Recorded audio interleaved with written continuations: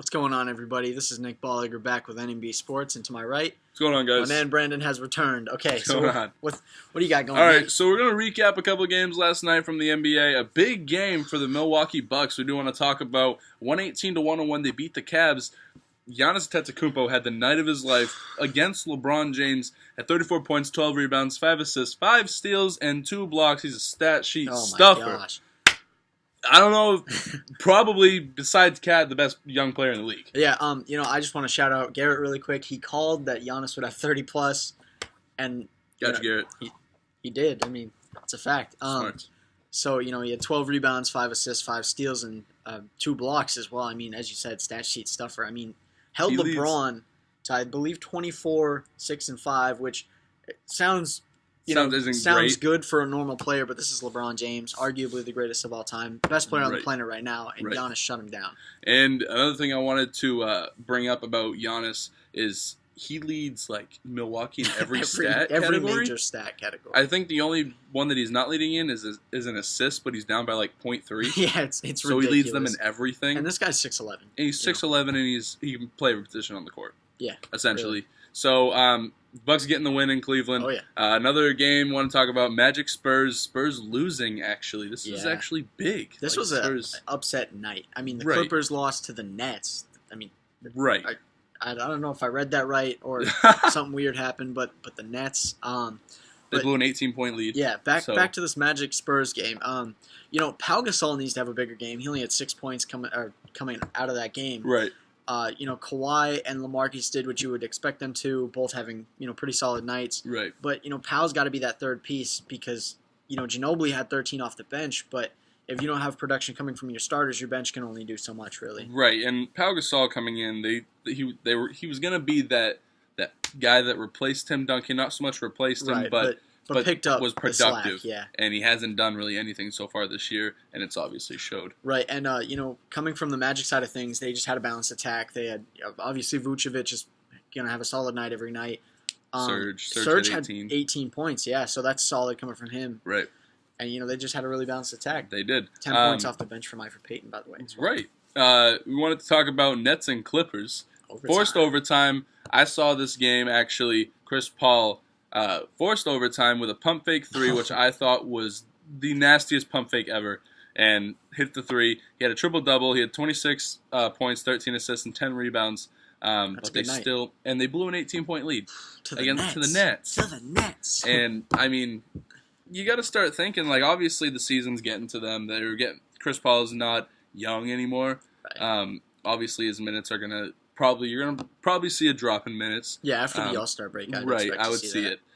So, I mean, not really much to talk about besides Kilpatrick having a night. Oh, yeah. So, I mean, he had 38 points, notched a double-double. So, yeah, I just want to talk about that game. Yep. Not really much to talk about. Yeah, no, not really. Pelicans and Lakers, Anthony Davis tore him up. What team doesn't he tear up? Honestly, he's the best big man in the league. Oh, yeah, I'm going to go out and say that. You can make that case. The Lakers are a little bit shorthanded without D'Angelo, and right now Julius Randle's on a minutes restriction, but Anthony Davis still went out 45 and 16, 6 offensive rebounds, by the way, 10 defensive. The dude's just incredible. He's a monster. How can you stop a guy that can shoot a three-pointer and dunk on your whole team? And another thing I wanted to bring up, big men are actually shooting a better percentage of threes than guards are this year. I did want to bring that up. Wow. They're shooting 37. Guards are shooting 35. That's a big stat. Just going to bring that up. Now, does that include small forwards? That does include small forwards. For big men? For guards. Oh, for guards. Really? Right. Okay. So, big men, power forwards, and centers are shooting better three-pointers than guards are. That's interesting. Crazy stat. Really Saw that last night. So, upcoming games tonight, you got the Wizards and Thunder. First time Scott Brooks comes back to the Thunder after getting his job. Another thing I really don't see this not happening, but is Russell getting another triple-double tonight? I know. Every night I feel like he's going to get a triple-double. It's crazy. He has 8 triple-doubles already, and the rest of the NBA has, 8? Well, 9, including Chris Paul last night. Right, but still, yeah, I mean, one person has... If Russell played last night, it'd be 9 and 9. I guarantee you that. So it'll be 9 and 9 tonight, unless somebody else gets one. But that's still unlikely. Crazy. John Wall matchup. What are you thinking about that one? That's a pretty athletic matchup right there. I would say so. John Wall, he's fastest player in the freak game. of nature. Russell Westbrook, also freak of nature. Right. I think Russell's going to get the better of it just because he's Russell Westbrook, and right now he's on fire. Right. 20-minute triple-double, that says it all. Exactly. John Wall will get his, though. I believe he'll have a good night. He might even notch a double-double against Russell. I think he pass the ball. I think he definitely will. I think a double-double for John Wall and a trip-dub for Russell. Actually, who do you think they're going to put on him tonight? Do you think they'll put Russell on John Wall tonight? I hope so, because Russell is really the most athletic guy they can put on John Wall. Well, I mean, they also have Victor Oladipo next to him, who's not a slouch on defense. Right. I do think Russell is quicker to the ball than Victor Oladipo is. I do think John Wall can make those passes where you do need to clog those passing lanes. Right. I feel like Russell can get there quicker. Yeah, I agree. And tonight they're probably going to put their best defensive player, Andre Roberson, on Otto Porter Jr. to shut down that number 2 option. Which really should. Yeah, because he's doing the number 2 option so far. And that's the thing. People aren't talking about Otto Porter this year. And you were looking up some stats, and he's actually their number 2 right now behind John Wall. Yeah, and then Bradley Beal obviously being that number 3, taking a step back. Otto Porter, he's averaging, I believe, 6% better shooting stats from last year. So everything he's done, he's averaging 3 more minutes per game, 2 more rebounds. Everything he's done so far this season has been up since last season. So you're seeing a guy develop, a young guy, which is promising. And which is good. I mean, Bradley Beal. He came into the league with a ton of promise, and even last year had a ton of promise. The injuries, I think, are kind of getting to him. Around his career stats, he's actually been quite similar, but you haven't seen much of a development. Right, exactly. Basically stayed the same. Like, it's kind of the Karl Anthony Towns effect to a lower degree. Obviously, he wasn't as good as Towns his rookie year. Right. But like Towns is doing better than last year. And they're saying that. But we're all panicking like, whoa, is Karl Anthony Towns not what we thought? But he's averaging 22 points a game. He's averaging 22 points a game. Almost 10 rebounds and like 3 assists with 2 blocks. Great numbers for an average player. But they expect him to average like Anthony Davis numbers, right? Which isn't bad, but he's a second-year player. Yeah, exactly. So we're gonna roll into our next game. Actually, the Knicks and the Timberwolves, Cat versus Kristaps Porzingis. I did want to talk about this game. Last time they played, they both had great nights last year. I do think Karl Anthony Towns will win this matchup. Mm-hmm. I do expect a double-double from him tonight. And the thing about Karl Towns, I've watched one of their games, but I do keep up with them play-by-play. Right. And another thing, when Karl Towns starts hot, he stays hot. Oh, yeah. But when he starts slow, he's going to be slow.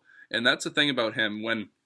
I know it sounds like common sense, but when Karl Towns goes out there the first quarter and drops like 7 points, expect 7 points every quarter. Yeah, he's very consistent. When he starts with 3 points, expect 3 points every quarter. When he starts with 2 rebounds, expect 2 rebounds every quarter. Starts with 5, expect 5.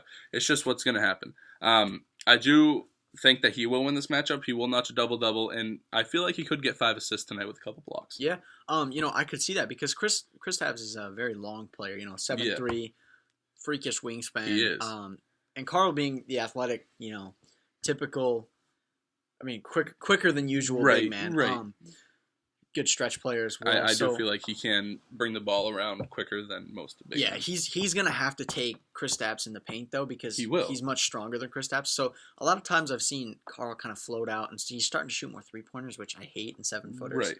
But if it's there, it's there. Obviously, but he is shooting a good percentage. He is, But yeah, I'm gonna want to see him take Kristaps in the paint. He could dominate him. He could and run that little like high-low with Gorgie Jang. That'd be beautiful. It could work very well. So our next game that we did want to talk about, Raptors versus Grizzlies. We just got yesterday Mike Conley out 6 to 8 weeks with a fractured vertebrae. I did want to talk about that injury. When you do have a back injury, most people don't think it's bad. I had a back injury in football. You really can't move. Yeah. It's painful. It may be longer than 8 weeks. Maybe he'll come back at 6. We don't know.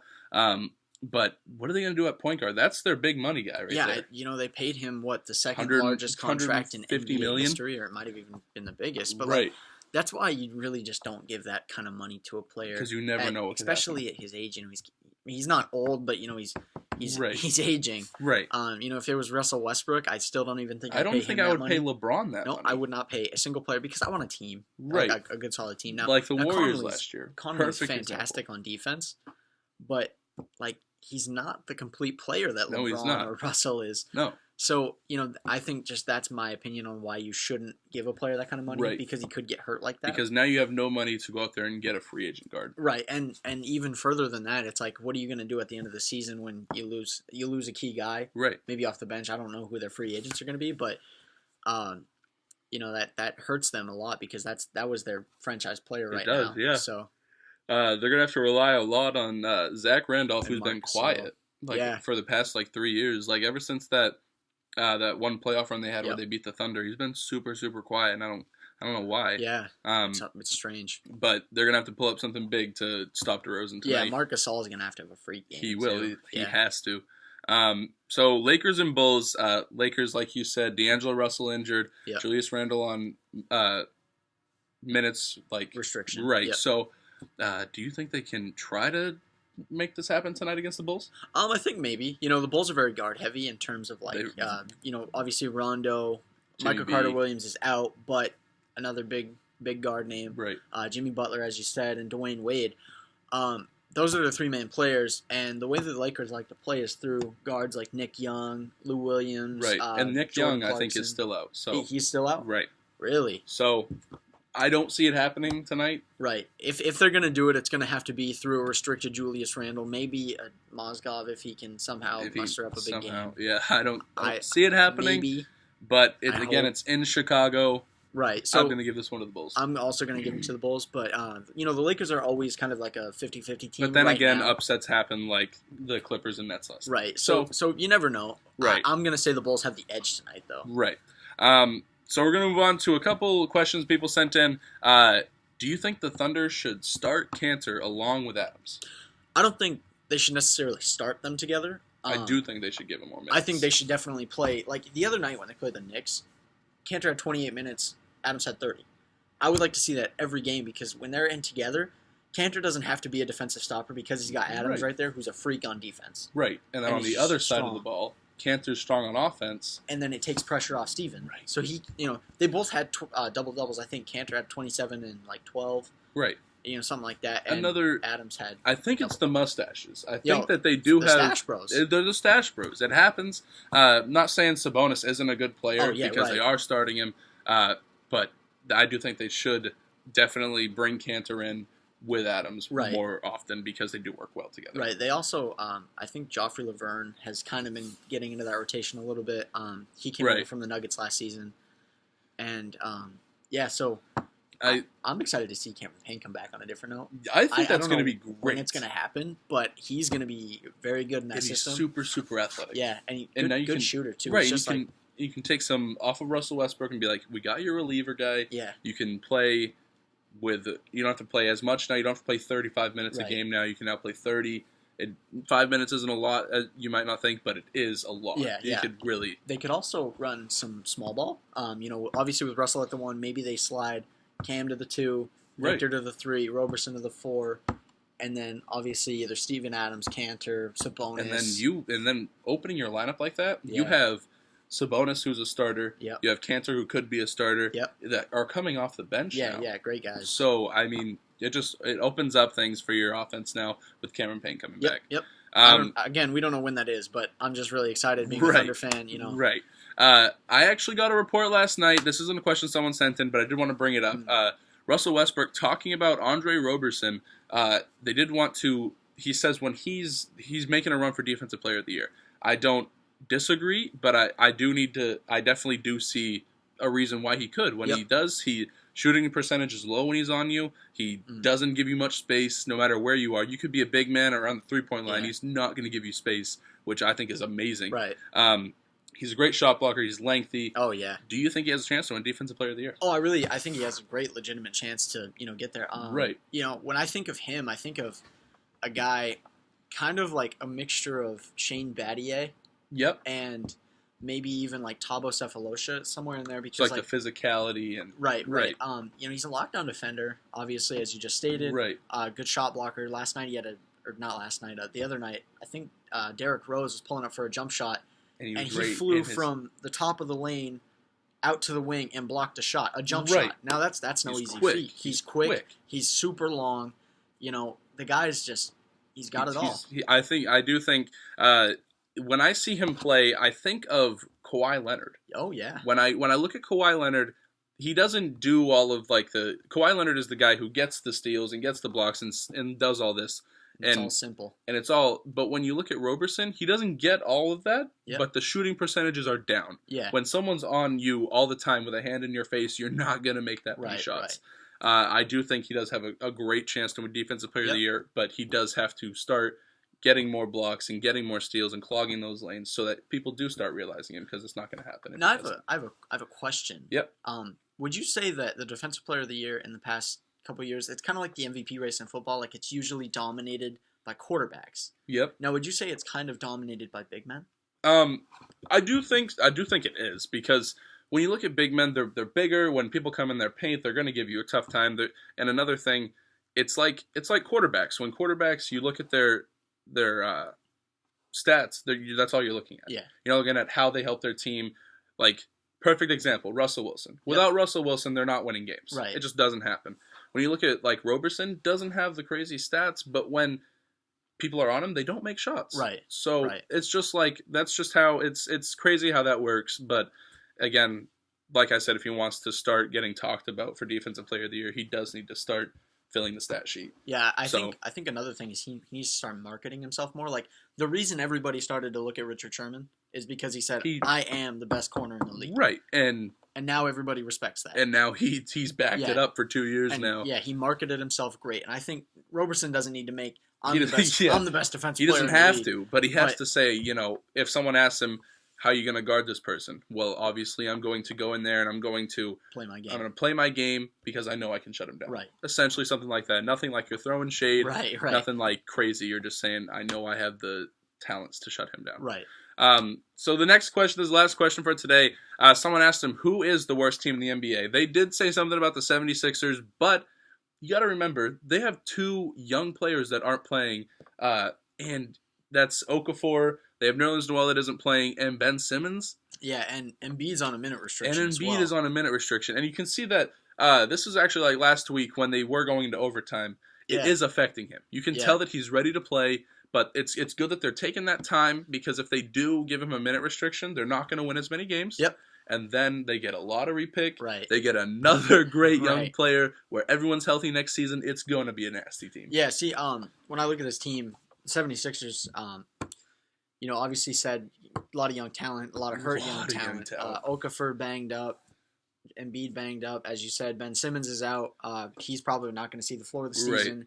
Nerlens, I don't know if he's going to see the floor of the season. But he's trade bait. Right. He could be. Right. I would like to see those three big men stay and just have like a crazy rotation. That'd be a dream. Nasty. And then you have Ben Simmons. I think they need a guard, because like they can move Ben Simmons to like a combo guard situation. Right. And then have Robert Covington start at that 3, who's a good shooter. And I know you're a college basketball guy. Yes. Who do you think would fit best in that system? There's a couple guys, honestly. I see Lonzo Ball, like the college Jason Kidd type guy. They were talking about he's a great young player. And even a better shooter. He's just that big guard, athletic. I could see him fit there with Ben Simmons. That could be a pretty solid lineup.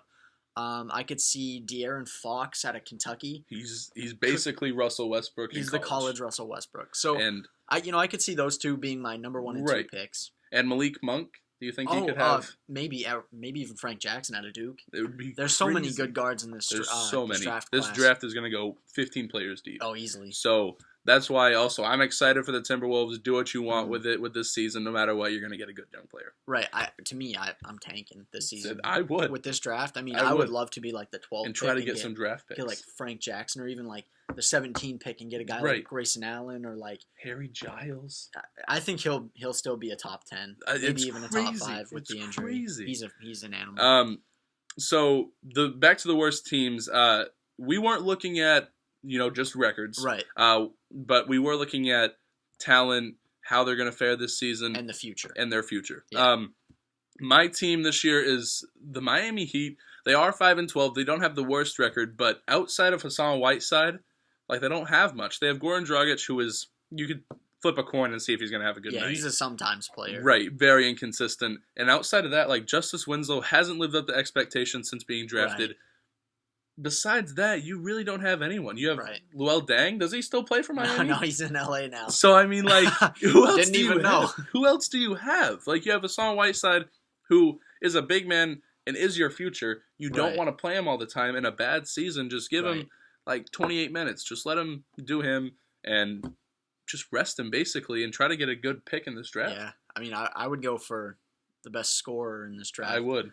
Which we haven't really seen yet because Duke's missing their guys. Right. So, could you imagine a front court of Harry Giles and I don't want and Hassan Whiteside? I don't want to, but that would be young, and athletic, and just no one would shoot on them. If you tried to drive on them, like, good luck, honestly.